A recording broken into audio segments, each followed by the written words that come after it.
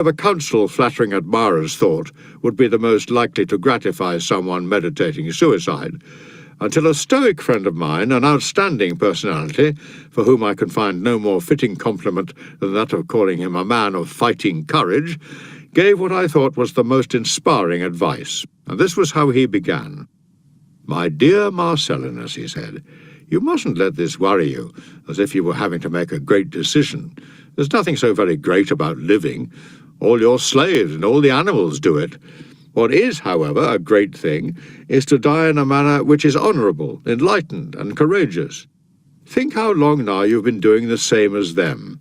Food, sleep, sex, the never-ending cycle. The desire for death can be experienced not merely by the enlightened or the brave or the unhappy, as if you were having to make a great decision. There's nothing so very great about it." Marcellinus wanted no urging, only a helper. His slaves refused to obey him in this, whereupon our Stoic talked away their fears, letting them know that the household staff could only be in danger if there had been any room for doubt as to whether their master's death had been a voluntary one. Besides, he told them, it was just as bad to let other people see you ordering your master not to kill himself as actually to kill him.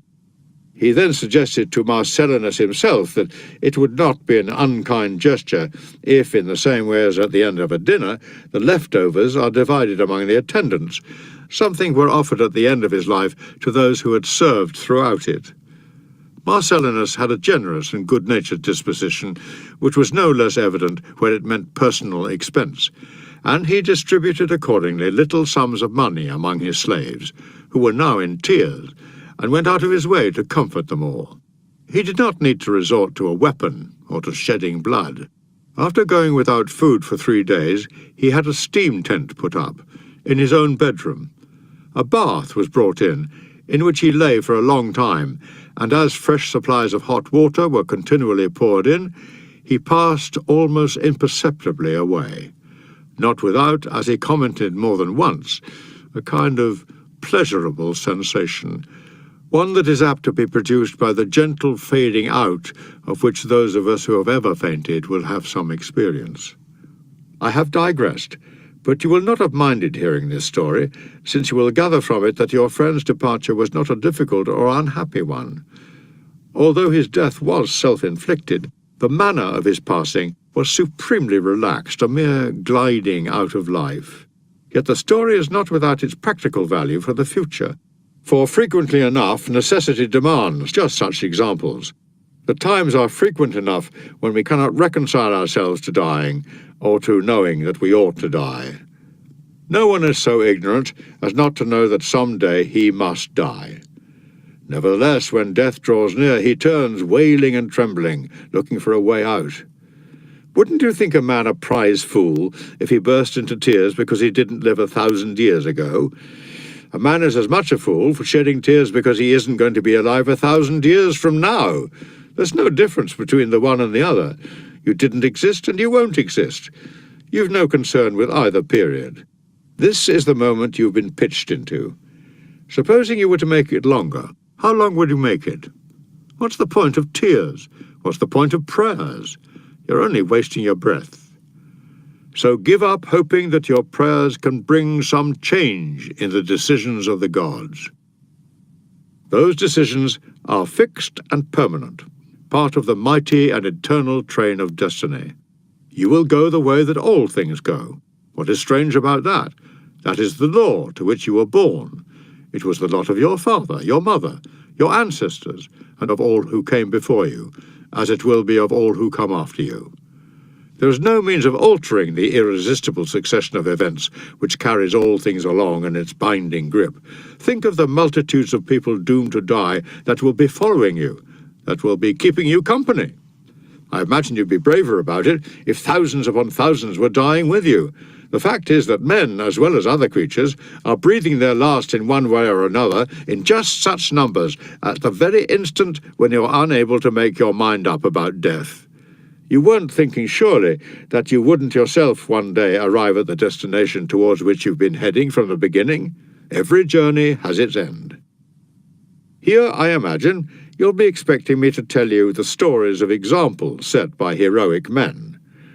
Well, I'll tell you about ones which children have set. History relates the story of the famous Spartan, a mere boy, who, when he was taken prisoner, kept shouting in his native Doric, "I shall not be a slave." He was as good as his word.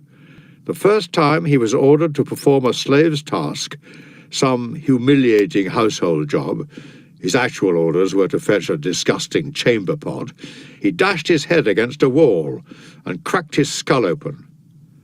Freedom is as near as that. Is anyone really still a slave?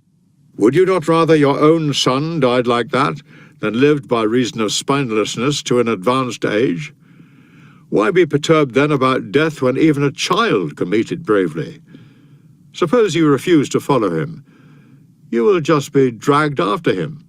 Assume the authority which at present lies with others.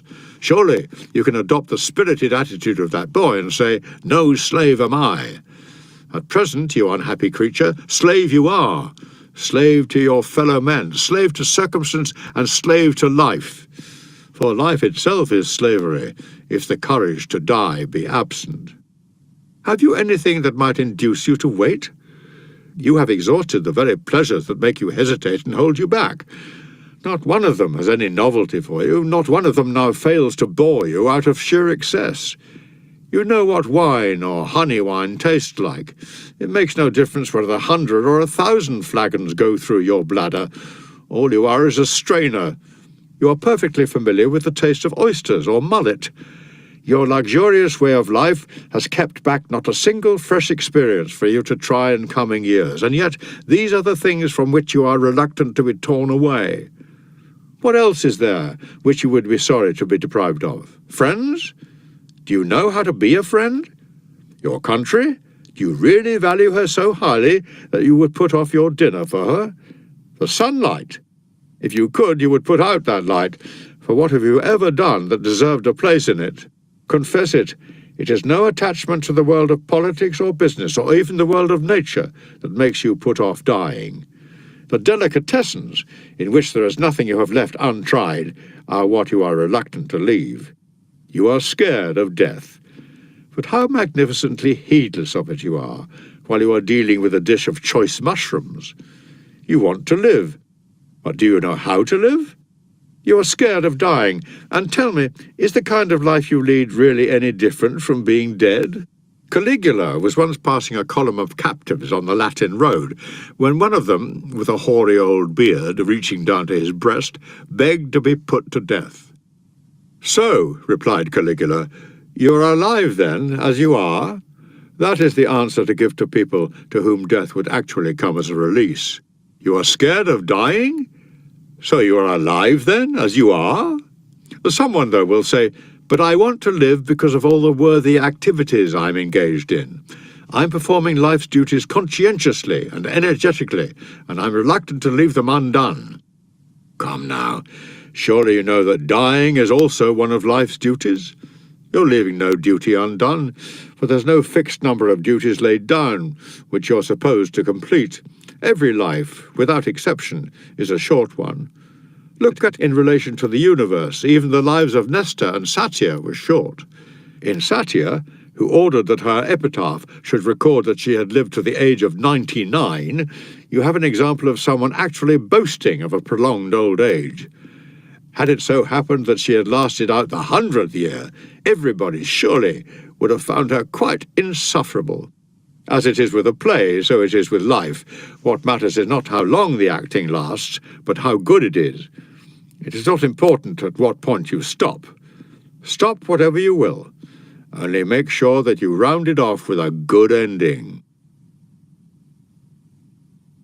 Letter number 78. I am all the more sorry to hear of the trouble you are having with constant catarrh, and the spells of feverishness which go with it, when it becomes protracted to the point of being chronic, because this kind of ill health is something I have experienced myself. In its early stages, I refused to let it bother me, being still young enough then to adopt a defiant attitude to sickness and put up with hardships.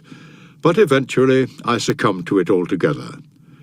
Reduced to a state of complete emaciation, I had arrived at a point where the catarrhal discharges were virtually carrying me away with them altogether. On many an occasion I felt an urge to cut my life short there and then, and was only held back by the thought of my father, who had been the kindest of fathers to me, and was then in his old age. Having in mind not how bravely I was capable of dying, but how far from bravely he was capable of bearing the loss, I commanded myself to live. There are times when even to live is an act of bravery. Let me tell you the things that provided me with consolation in those days, telling you to begin with that the thoughts which brought me this peace of mind had all the effect of medical treatment. Comforting thoughts, provided they are not of a discreditable kind, contribute to a person's cure. Anything which raises his spirits benefits him physically as well. It was my Stoic studies that really saved me. For the fact that I was able to leave my bed and was restored to health, I give the credit to philosophy. I owe her, and it is the least of my obligations to her, my life. But my friends also made a considerable contribution to my return to health. I found a great deal of relief in their cheering remarks, in the hours they spent at my bedside, and in their conversations with me. There is nothing, my good Lucilius, quite like the devotion of one's friends for supporting one in illness and restoring one to health, or for dispelling one's anticipation and dread of death. I even came to feel that I could not really die when these were the people I would leave surviving me, or perhaps I should say I came to think I would continue to live because of them, if not among them. For it seemed to me that in death I would not be passing away, but passing on my spirit to them. These things gave me the willingness to help my own recovery and to endure all the pain. It is quite pathetic, after all, if one has put the will to die behind one, to be without the will to live. There, then, are your remedies. The doctor will be telling you how much walking you should do, how much exercise you should take. He will be telling you not to overdo the inactivity, as is the tendency with invalids, and recommending reading aloud to exercise the breathing, its passages and reservoir being the areas affected. He will recommend that you take a trip by sea, and derive some stimulation for the internal organs from the gentle motion of the boat. He will prescribe a diet for you and tell you when to make use of wine as restorative and when to give it up in case it starts you coughing or aggravates your cough. My own advice to you, and not only in the present illness but in your whole life as well, is this. Refuse to let the thought of death bother you. Nothing is grim when we have escaped